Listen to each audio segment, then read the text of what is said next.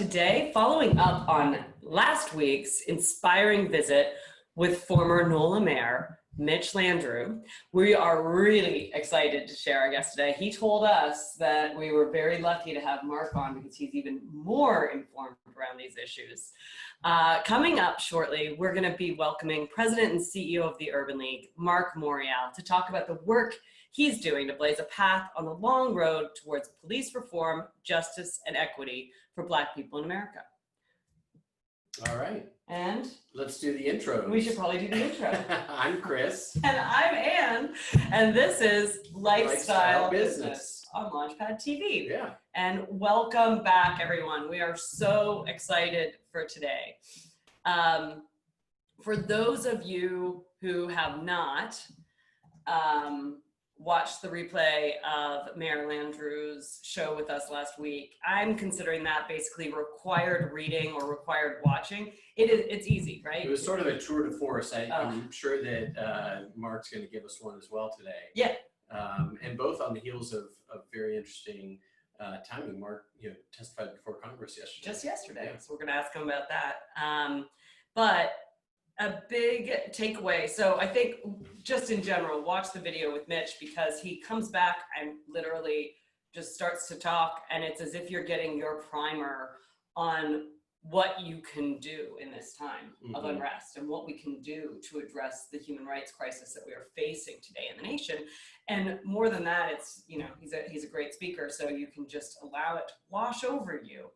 And learn. Right? And you learn at the same time. That's Educate right. yourself. Anyway, it's required watching as far as I can tell. And what was interesting is he reinforced the same thing that came out of our conversation for change with our community last week, right? Which was, especially one of the questions we ask is, as white people and white Americans, what can we do? And one of the comments that I think we took to heart was, first, have a conversation with yourself and understand your own personal views and your stance and what you can do. Have a conversation with your family, have a conversation with your community.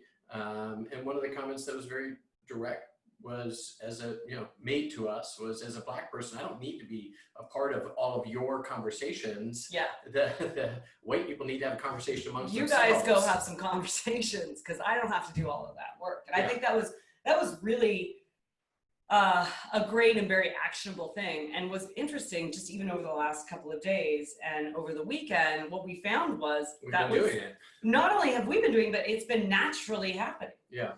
Which is amazing. And I think what's interesting about that rise is that where before, when we would have tough topics of conversation, whether that was around presidential candidates, politics, race relations, whatever, the women's representation, when you disagreed in social settings, you sort of just decided to avoid it. There's sort of this be polite society. right? We don't want to. Oh, we don't need to go there. That person might think this way.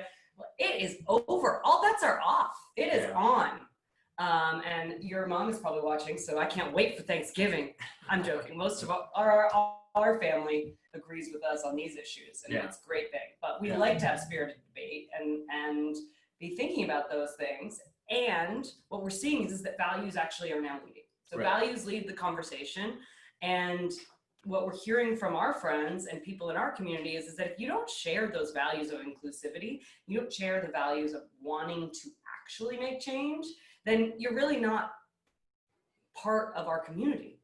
And I think that's really important. It's like, you don't get a pass anymore. Right. And polite society is now actually about fighting for others and fighting to break down your period of privilege. Yep. Okay, so that was the first thing. But the other thing what else is on the docket? What else is on the docket for today? So that was friends. We did some self, we did family, we did friends. And then, I think one of the things what we've been seeing, and as we talk about to our members, we're often talking about how to break down the barriers in terms of access to capital. And so what we've seen, of course, through Twitter VC, is a lot of VCs coming out and talking about how they want to be more inclusive, how they need more diverse deal flow, how they want to be thinking about how do they systematically break down these issues. And, I think I'm calling it, which is you're not going to do that if you continue to chase unicorns. You're not going to do that if you continue to value things like, did you work at Facebook? Did you go to Stanford? Are you, all of the things that have been created in terms of evaluating a deal for VCs are evaluated based on privilege. Yeah, they're all constructs that access into that world is privileged access, right? Yeah. So, you know, and it's not just a pipeline thing in terms of, you know, diversity of deal flow for VCs. It's actually, you know, yes, all of the work that's going on is positive. There should be more African-American partners. There should be more investments in, you know, funds geared towards people of color and underserved. But the financial product itself is, you know, I think that's what we're sort of calling into question is the financial product itself a limiting factor? And we call this show Lifestyle Business because we're often derogatorily somewhat called a lifestyle business by VCs. That's what happens. And they want to invest in unicorns, but we see this gap in the financial markets where there aren't products for great companies, million-dollar companies, you know, multi-million-dollar companies. There's products that, you know, you have to, the first question you get asked is, can this be $100 million company, right? Can this be a unicorn? $1 billion company. It's fine for it not to be, but then let's innovate and build products and services, financial products and services that actually serve those markets, because that then drives inclusivity into those markets as well. And I think we saw that firsthand with PPP, which was the lack of banking partners for small businesses, right. Ourselves included, right? Where our banking relationship with a teller at Chase, or an ATM machine, actually more often than not. But you know, small businesses and the members that work at Launchpad, most of them aren't trying to build unicorns. Most of them are trying to create wealth for themselves and their family. They're trying to create agency so that they are not dependent on like a shrinking job market. They're trying to create stability. They're trying to create a business. And that's a really wonderful thing. But the banks wouldn't touch them because, and we saw that very firsthand with PPP, right? That's what happened. And people did not get loans. And the ones who did get loans were the ones who were in privileged positions with a lot of money, usually. Well, and we should point out for people who are watching today that the PPP fund in, you know, the Fed, whole, you know, SBA, has $130 billion available that has not been claimed. So there was a re-up on that through Congress. They don't have the loans to fill it right now. So if you have not applied for your PPP loan, you should. Get back out there. Yeah, there are funds available.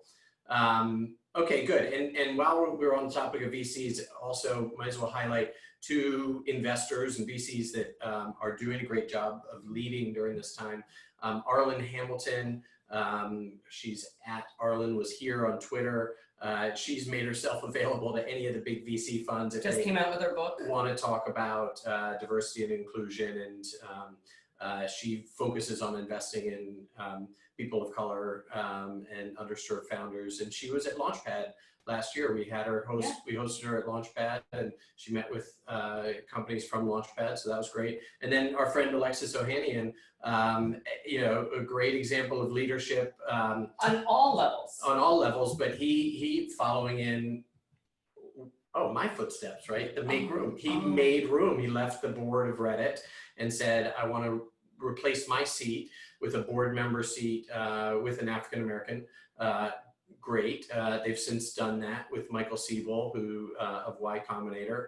But sometimes when you have a 5-member board, this is what he said, when you have a 5-member board and it's all white guys and white men, you know, you don't get necessarily fired from a board unless you're doing a really terrible job. So actually stepping aside and making room, #make room, for more inclusive. But I think that's also important. Giving people an opportunity. And Alexis has also been a big champion of this concept, which is if our boards and our executive teams and the businesses and the investors all look the same, then nothing actually changes, right? And I've railed against boards, which is they're like, well, you know, you either are the money or you've been the CEO of a major company, or again, all of the board criteria structures itself around the fact that it is going to likely be white men of privilege. You're already in a position of privilege if you even being considered. Yeah.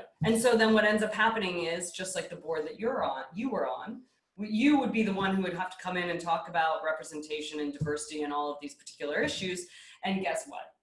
They'd be like, could you tell us how to handle this? Because they don't know to do it. And it's like, you need diversity of perspective if you want to achieve real impact. Okay. Anyway, so let's move on and introduce our host, our guest. All right.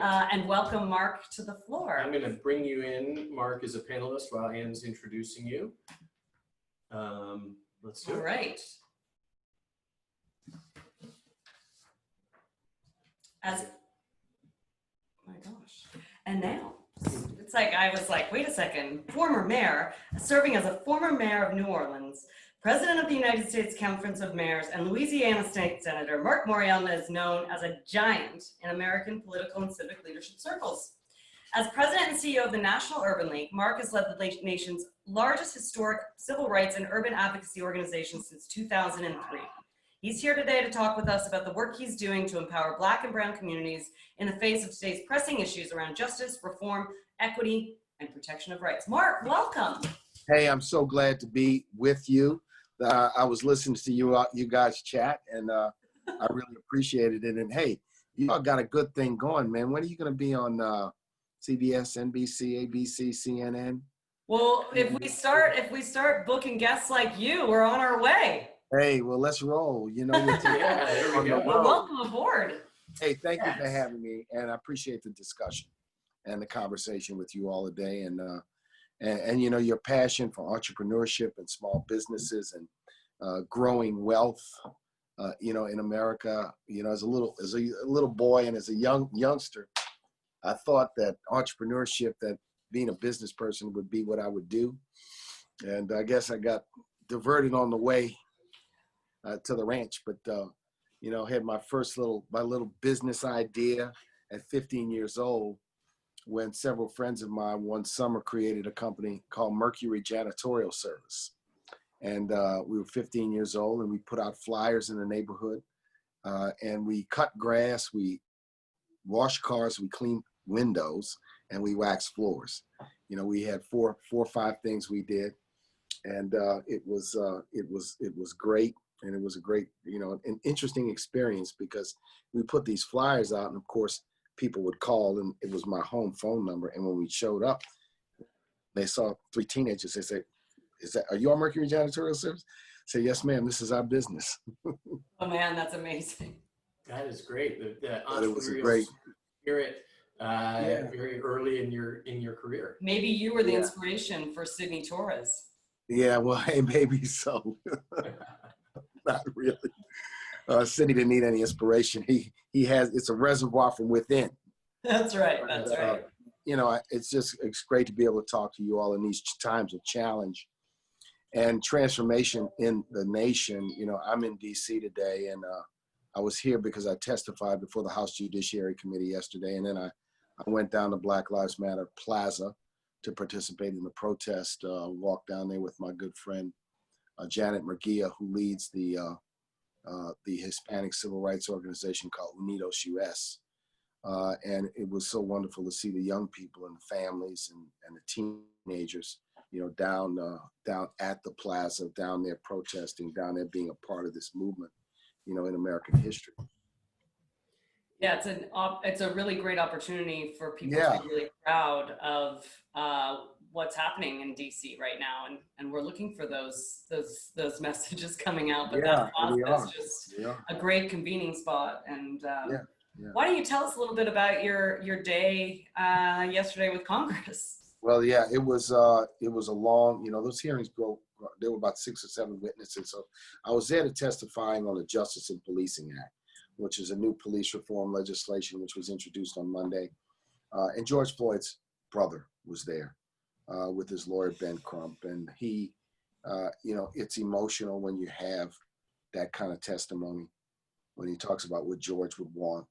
He would want no one else to deal with what he has had to deal with. It was powerful testimony. And like George, he seemed to be a man who was a gentle giant. And there were several of us who were there to talk about the bill and talk about police reform and talk about why it's a moment. And I framed my conversation less about the details and the specifics of the bill, but how we're at a very important moment in the nation's history, and an unplanned moment, a spontaneous, eruption of feelings related to the death of George Floyd. But all of a sudden, it all kind of comes out and together, and people sense the outrage and have been responsive. And I think that's what makes this, in my mind, the beginning of a movement and not just a moment in American history. And it creates a chance, to kind of talk about a range of things. So police reform is tops, and I think it's important, but also, entrepreneurship and wealth creation and business development and business growth, issues which are difficult and issues which are stubborn, stubborn issues that we have to confront, in American life. And how does public policy and how do the capital markets and all of the things you all were discussing, how can that reform itself and change itself, in the 21st century to create, more meaningful opportunity for people to become successfully self-employed, because that's all entrepreneurship is. It's self-employment. It's people want to be their own boss. They want to take their own risk. They want to set their own hours. They want to pursue their own dreams, and that's what entrepreneurship is really all about. That's right. And it's interesting. We see that, firsthand on the entrepreneurship side. Even members of our team who work part-time, everybody's got 4 other jobs, a side hustle, something that they're starting to build. I think that entrepreneurial spirit and attitude exists so much, and oftentimes is actually not recognized, right? And it's not recognized, and it's not developed, and it's not grown, and we don't have, we've taken it for granted in the United States. It's a capitalist nation, it's a free enterprise nation, but we've taken it for granted. I remember post the changes in Poland and the Eastern Bloc countries, the United States created a 1% loan program because it was interested in taking people who had been in a communist regime and helping them understand and get their toehold in a capitalist economy. And so we had a 1% loan program. Where's the 1% loan program for American entrepreneurs, Black entrepreneurs?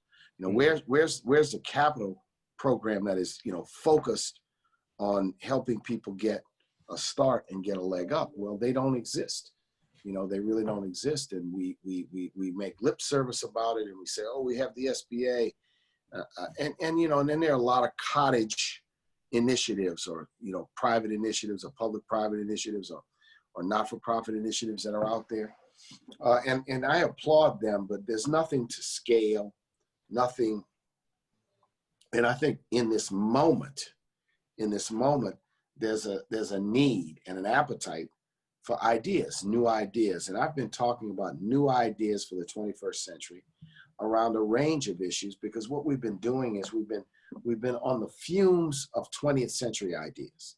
Mm-hmm. We've been on the fumes, the great creative thrust of the middle 20th century, where you had new ideas. You had CDFIs, were created at that time. You had the Small Business Administration and the MBDA created in that time period. You had the Community Reinvestment Act created in that time period. And these were tools which were really designed to create more capital flows to businesses, small businesses, and businesses owned by people of color. If you fast forward to where we are today, the results are meager and modest. They're not as significant as they ought to be. And that's why we need a new era of thinking around how you invest and inject capital. I thought the PPP program was interesting. I've never seen a government program that created a set of refundable loan or waivable loans. Mm-hmm. Waivable loans, right? Mm-hmm. So is that just something that should operate in an emergency? Or is that something that should operate, you know, as a strategy on an ongoing basis, where there's a waivable loan, or where you create a loan product where a portion of it is waivable and a portion of it is not. So a portion of it is equity and a portion of it is debt, but it's not equity in the sense that people are looking for double rate of return in 36 months, right? Or double-digit returns in 36 months. So, I mean, we need, you know, more methods and ways and ideas to create capital, access to capital for small businesses, for minority-owned businesses in America. And we need new ideas. And I just think that being stuck with yesterday's ideas will not, in fact, get it, right? I don't think it's going to get it. I think that we tend to be stuck. We can't think anew. Look, banking has changed, right? Banking, look how banking's changed. I mean, I remember in Louisiana growing up where a bank could operate in one parish. So the banks were all small. Right. You know, they were modest size, and there was literally a bank on every corner. Right. But the banker was known, and the banker was a friend, and the banker was connected, and the banker wanted to lend $25,000. Yeah. And the banker wanted to make a small loan. And the banker wanted that small depository account. As now you have a landscape dominated by the big four, big five, and then you have the regionals, which are getting larger and bigger and more significant. The small bank, the banker on the corner, the banker who's a deacon in the church, or you know, or someone you see at the park, or someone you're in a social club with, it is less likely. It's an automated system. It's insensitive. It's impractical. Bankers used to be business advisors. Loan officers would help connect people. Hey, Charlie, go see her. You know, she's doing business. You need a PR person, she's doing business. You know, you're trying to buy some supplies, go see so-and-so. And invariably they were customers of the bank.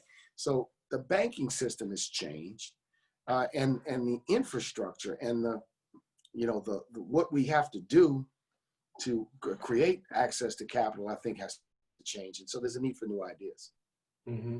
Yeah, I think we've been advocating for new ideas and new products. And I think you're right, which is it's like creating new products on the back of a crumbling and older infrastructure isn't actually creating new products, right? And so the things that we see that come out that say, oh, we're focused on, you know, supporting women entrepreneurs or entrepreneurs of color, and all of a sudden the interest rates are aggressive. And it feels like payday loan type products are being created because they're being created on the back of a infrastructure that was built to systemically actually eliminate access to those loan products. And so I think you're right. The thing about, and the predatory products are easy to access. They have online access, right. and they also they niche market. Yeah.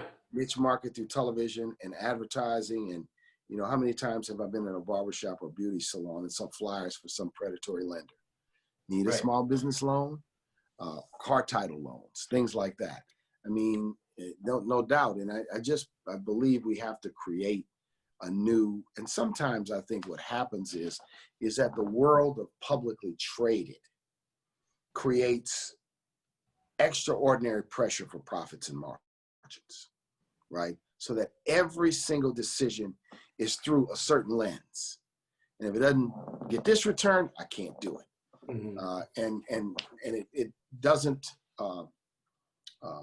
take into account the social return, you know, or the social capital that's created in communities. And I really believe that in this moment, while police reform is, you know, my number one priority right now, you know, economic transformation, you know, in every way, in housing, in public infrastructure, in small business and entrepreneurship, is something we have to really fundamentally tackle, because it's just, you know, the here and now, and people lose confidence in a system when they can't build a business, they can't scale a business.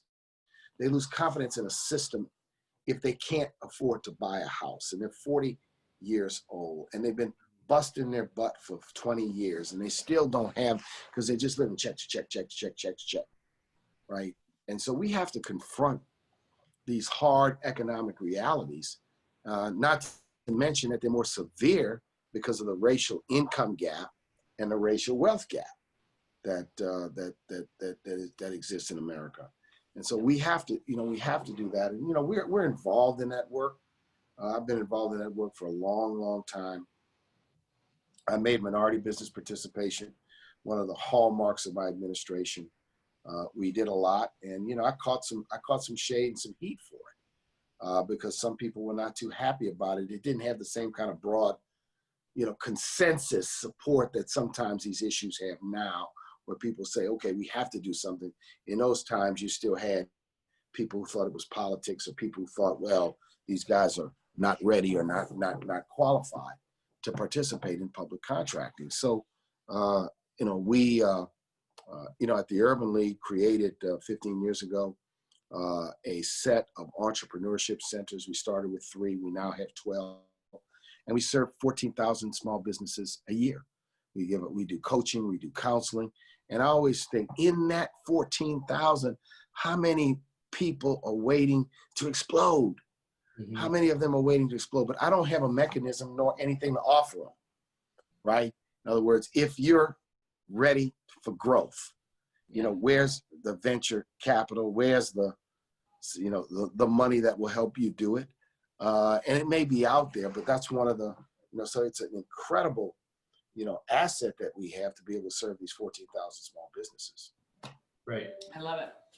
Well, it's interesting, Mark, sort of digging in on that, and specifically, I like that that sort of the 1% loan program for Poland. That's a great sort of benchmark. How can we do something like this? We've had so many policies and public policies over the years that amount to what they are is structural racism, right? Redlining. Limitations on lending.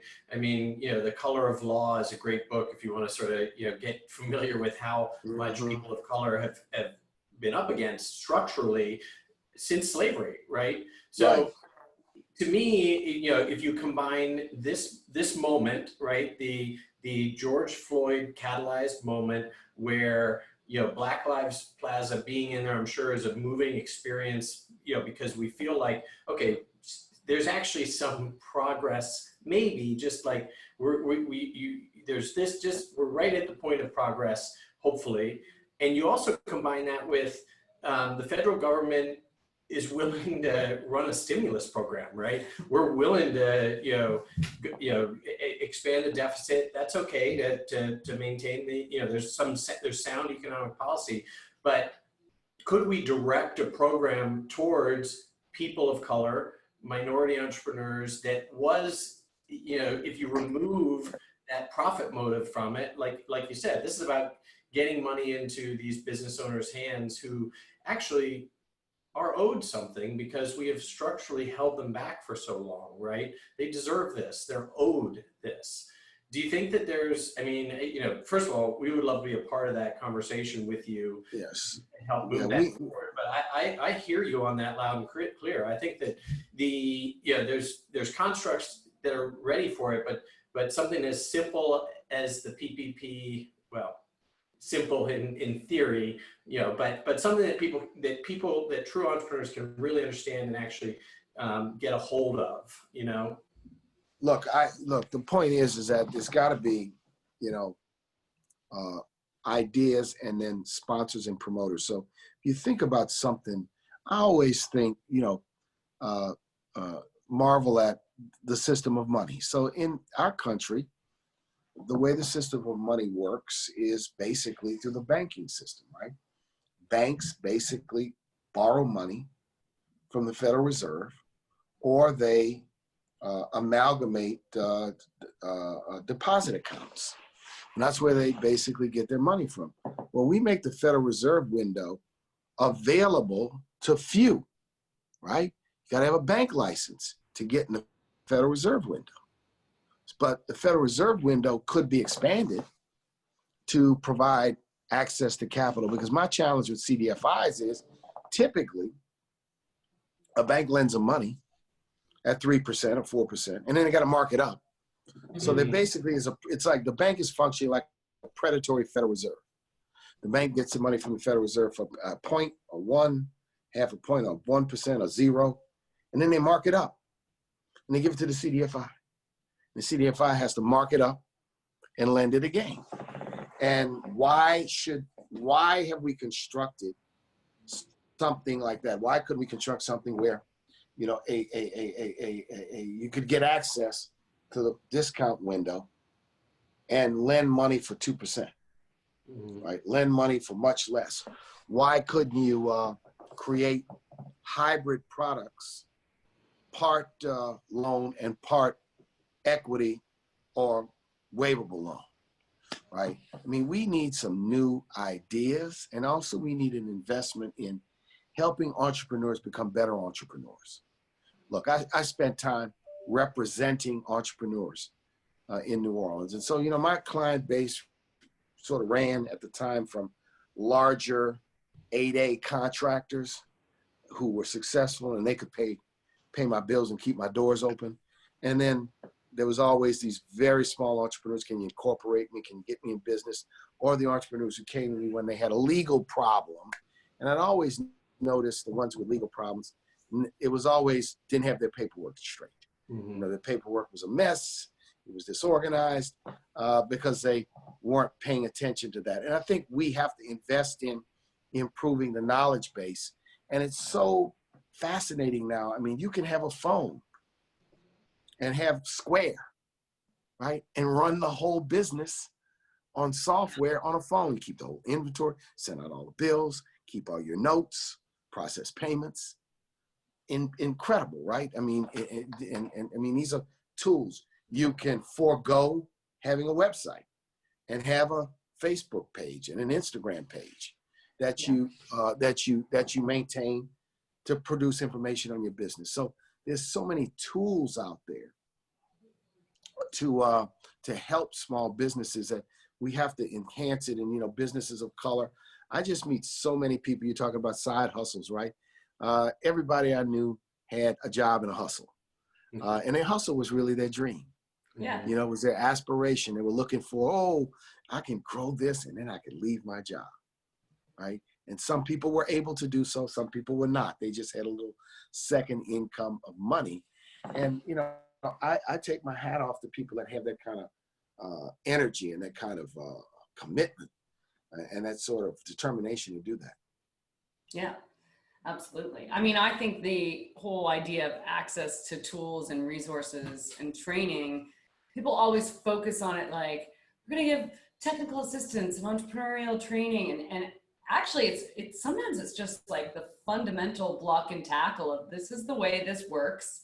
This is actually how you have to approach it. Here's the information that you need to do. This is where you need help. I think so often we spend time thinking that solutions are high-minded education, and when in fact, it's about exposure, yes, and information.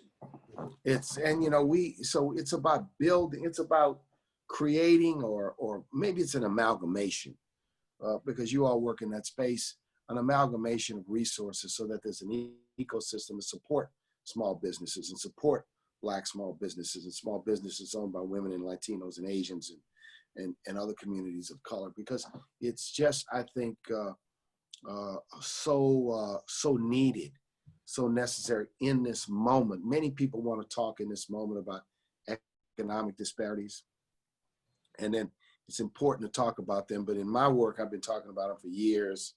I got more statistics in my head that I can remember about the wealth gap and the income gap and these sorts of things. But lots of people have to learn those gaps. I got prepared before people and I told people, I said, you know, very few people have heard of the Homestead Act, you know, the 1862 Homestead Act, where the United States government gave away land in the West to any, quote, white settler who would go and plop down and till the land and build a home.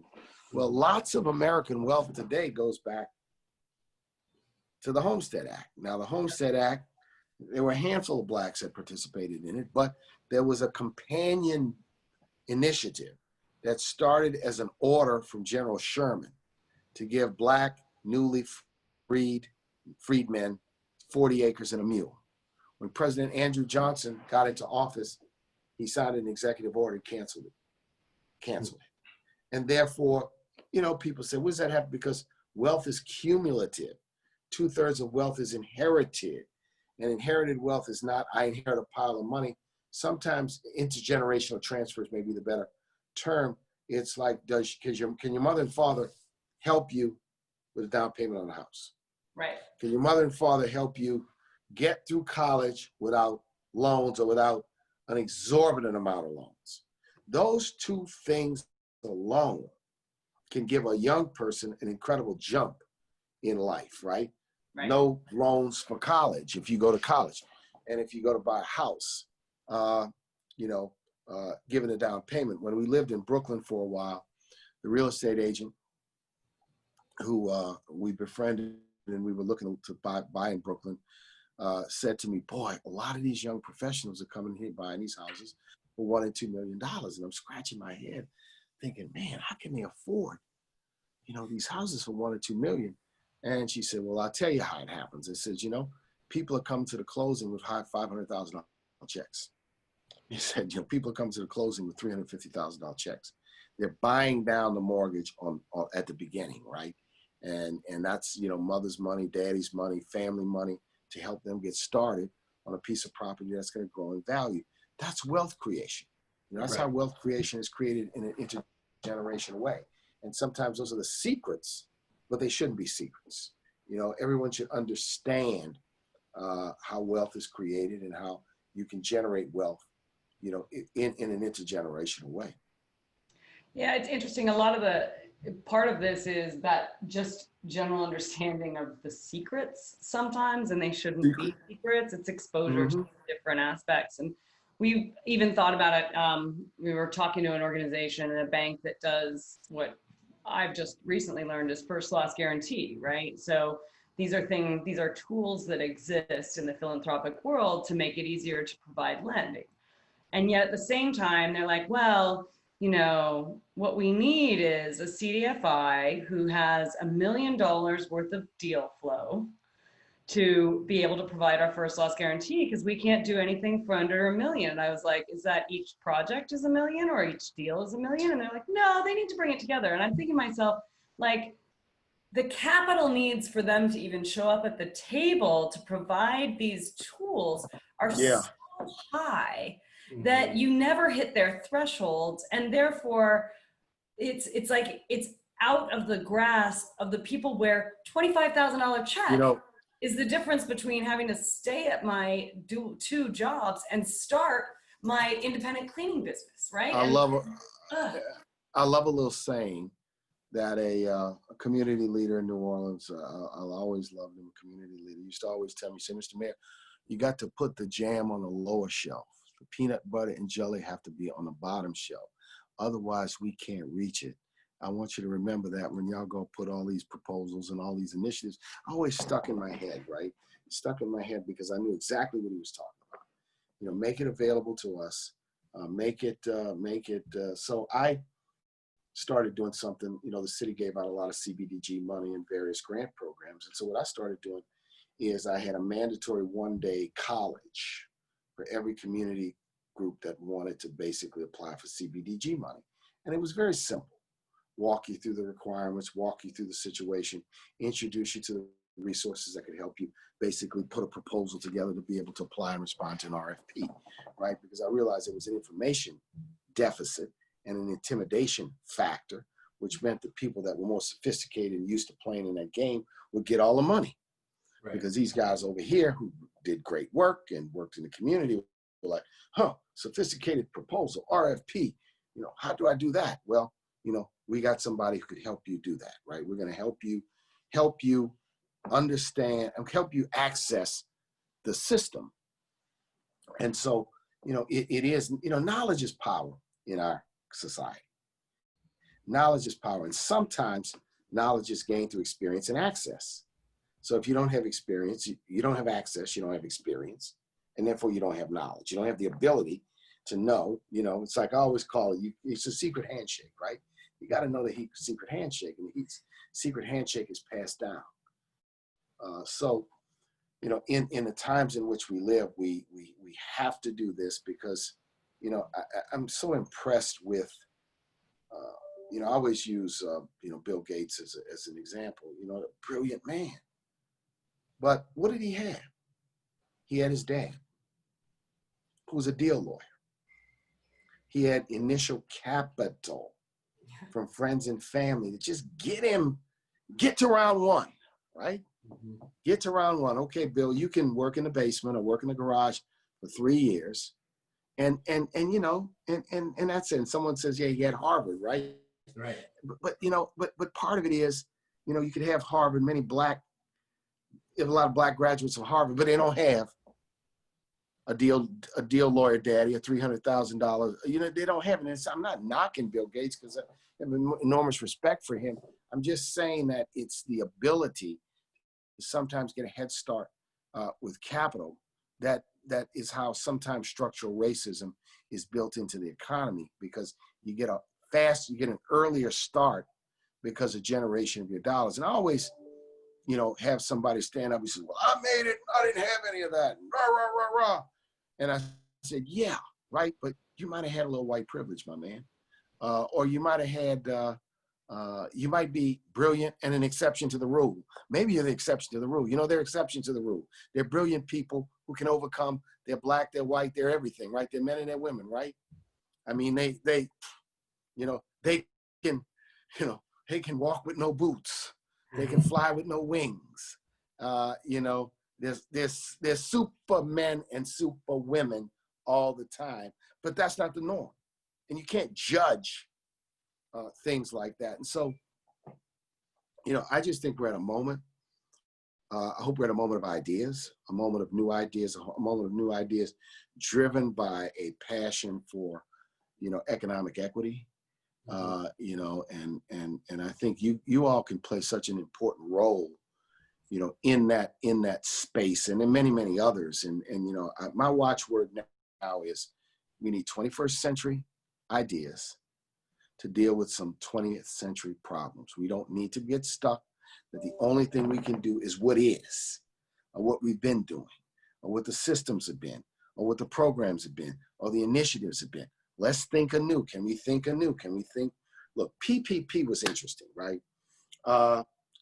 One thing they did, and I've pointed this out, and this is how they created problems for themselves by calling a program a small business program and then not following the SBA small business size guidelines, right? SBA's got size guidelines.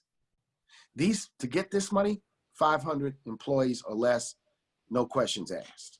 Right. So they created a problem by not even following the legacy structure.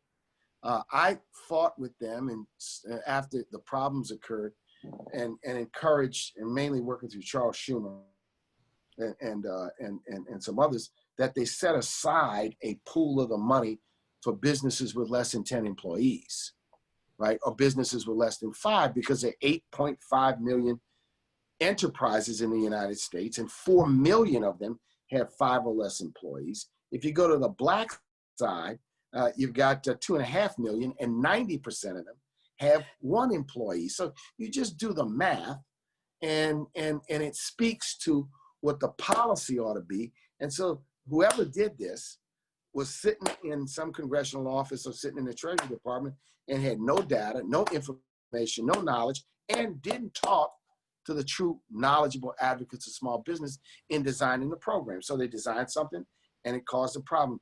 And there's money left. I heard you all saying this, but nobody knows. Right. You don't have a deal. You don't have a banker on your speed dial, right?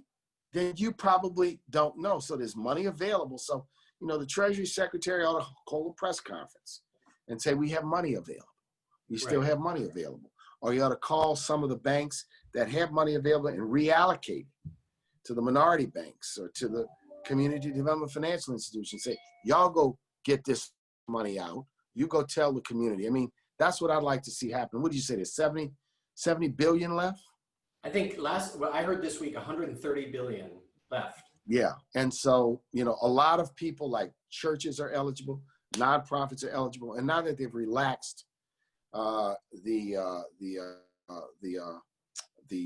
waivability requirements, then it's more, people will be less afraid and think, well, I'm going to get jammed and I'm not going to be able to get the loans forgiven. But I think it was a program with such powerful intentions, and it probably benefited some, but they tripped out of the gate. And then the banks were incentivized because the origination fee was based on the size of the loan. Right. So nobody, this is rational behavior, right? To say, I'd rather go give a $3 million loan than a $130,000 loan. I mean, they built it, with that, and that was probably a mistake, and they tried to correct some things in round two. But, if there are going to be, and I think there's going to need to be additional ways to support small businesses because of the impact of COVID, perhaps things could be done differently.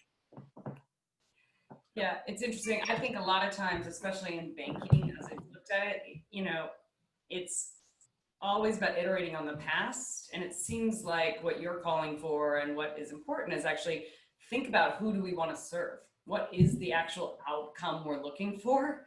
And work backwards. And then work backwards from that. What's the best way to achieve that? Because I think we heard it was, even before they had announced it, folks were like, you guys, this is going to be amazing. We're going to have local banks so that they know who to distribute it to, and they're going to get it out there, and we're going to pick a local banker who will actually have access and allocations. And we're like, nobody knows a banker.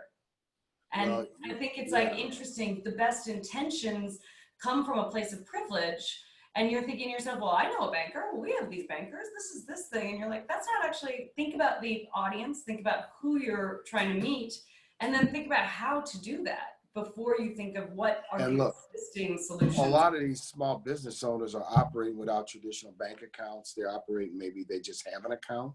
They're operating off credit cards. And I hear a lot of this. I hear a lot of people tell me, why do I need a bank? I said, well, safekeeping of money. Okay, safekeeping of money. He says, but then I says, I'm going to give them my money and they're going to charge me a bunch of fees. And I'm going to give them my money and they're not going to pay any interest rates. What do you say to that? Right? What do you say to that? Okay, what do I say to that? Right? It's still smart to establish credit, more of a traditionalist approach. And you've got to recognize that, it's not instinctive. I mean, when I started a small business, Mercury Janitorial Service. We didn't have a bank. We were making, $30, $40 on the weekend, $60, $80 on the weekend. And after we finished on Saturday afternoon, we just split the money up right there on the last job, 20 for you, 20 for you, 20 for you, right? And that's what it is. Later on, when I started another small business when I was in college, to do special events, we incorporated it. We went to a lawyer. My good childhood friend Tim Francis and I, we went to the printer and got a flyer made. We got business cards made. We were walking around with business cards. We had flyers promoting our business. I mean, it was, we were a little bit more sophisticated. And and then we said, well, we have to go have a bank account, and we'll put $100 in the bank account. But we had a bank account, right? And we were proud of ourselves, right? And we thought by having a bank account, we were being sophisticated and we were being professional and we were doing the right thing. And a lot of business owners may not feel, they may look for options, they may be open to alternatives. Their proprietorships, they're kind of, commingling money with their personal money. Right. There's a lot of that going on. But by doing that, as you said, you were accessing the system, right? And there is something to be said for, like you said, establishing credit. It will come back later to help you, just like we saw in PPP. If you did have a banker, that was very beneficial to you. But sort of that's an education process that you have to go through to understand why why having the bank account is worthwhile in the first place. Yeah.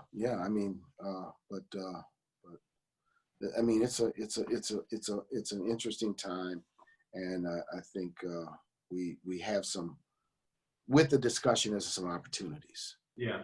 Right.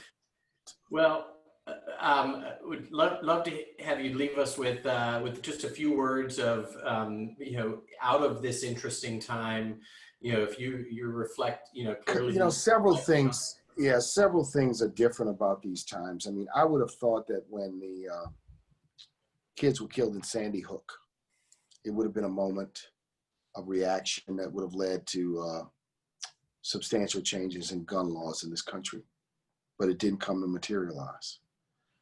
This reaction is different.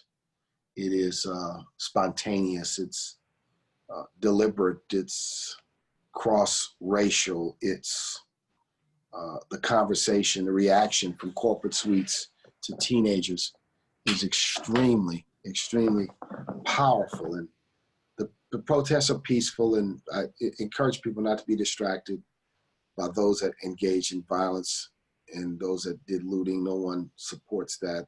That was done by interlopers. But this has been a wake-up call for the nation in a very substantial way. And when you have people in Hungary and South Korea and London and Paris protesting about racism and racial exclusion and racial injustice, it is different. And it is different because it's spontaneous, and it is different because it's so many people doing it from so many walks of life. That's powerful, and that makes it different. But the question for us is it a moment or a movement? Is it a moment of outrage, or is it a movement? Is it a movement towards change? And that's going to be the important question. And that's where we all have to push that it is a movement, that it is a way to push and press and push the changes. And so, in a crisis, I think people should go big, think big, think with dreams, not fall apart dreaming the impossible dream. But this is a time, what always just gets me is, because I'm a son of a generation of parents who were frontline civil rights soldiers who changed America. That generation changed America, right? From the World War II generation to the civil rights generation, they changed the nation. And we can't be the nation that turns the country over to the next generation and say, we just screwed the whole thing up. We just screwed the whole thing up. We let racism rise. We let hatred grow. We didn't do anything about it. We were comfortable as long as we had money in our pocket, and we didn't think about the social fabric. We didn't have any sense of history, any sense of the country. We can't fall into that trap. It's corrosive. It's destructive, and that's why this movement is so important. So people have to have honest conversations. People have to act. For a person who's Black, our allies in the white community have to talk to each other when we're not around, right? They have to have conversations when we're not around.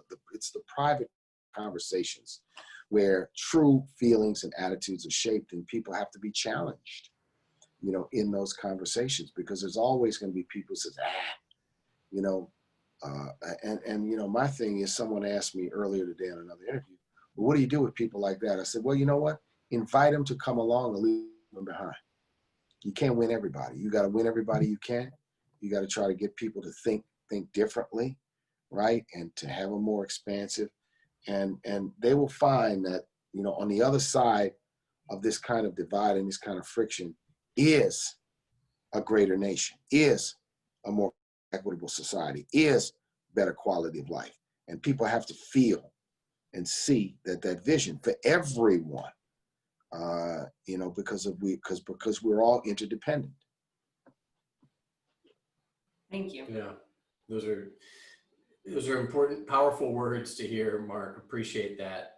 Hey, we appreciate Launchpad. Well, thank you, and we'll everything you do. Keep the conversation going about. Let's keep it going. Work together. Yeah. Thank you very much for joining us today. We're gonna let you go and wrap up. Okay. but Thank you, guys. We'll Appreciate see. you. Thank you. Appreciate it. Thanks. okay. All right. Well, that was great. I was sitting here jotting notes I know, the whole time. I know. I love it when you take notes. You know, powerful words, and just, you know, on the heels of Mayor Landrieu this week, former Mayor Landrieu, former Mayor Morial with us. You know, really, very interesting conversation, and I was particularly struck by sort of the economic aspects of it, and you know, things that we may be able to play a role in with Launchpad. I mean, these are things that matter, and you know, we want to go to bat for. So we're coming for you, banks. All right. Well, thanks very much. We'll be back with 2 shows next week. 2 shows next week. And we will be back, from what I understand, on regular scheduled times. That's right. So Tuesday and Thursday at noon Pacific. And Tuesday we're going to be with Stephanie Copeland. All right. I'm so looking forward to her. She shares our view around supporting entrepreneurs and investing in opportunity zones. Great. And Thursday, another mayor, the illustrious Mayor Michael Tubbs from Stockton, and Scott Santons. We're going to be talking about UBI. So we'll dig in on the topic of UBI. I love all these. You know, we're having some very in-depth conversations right now. It's feels good. Cool. We're coming into the summer season. Yeah. Hot. It's Okay. going to be a hot season. Well, thanks everybody for joining us today. That was a great conversation, and we will be posting this on YouTube and Facebook, and also as a new podcast. Maybe we'll touch on our new podcast next week. All right. Podcast Save America. That's right. Yeah. All right. So long, folks.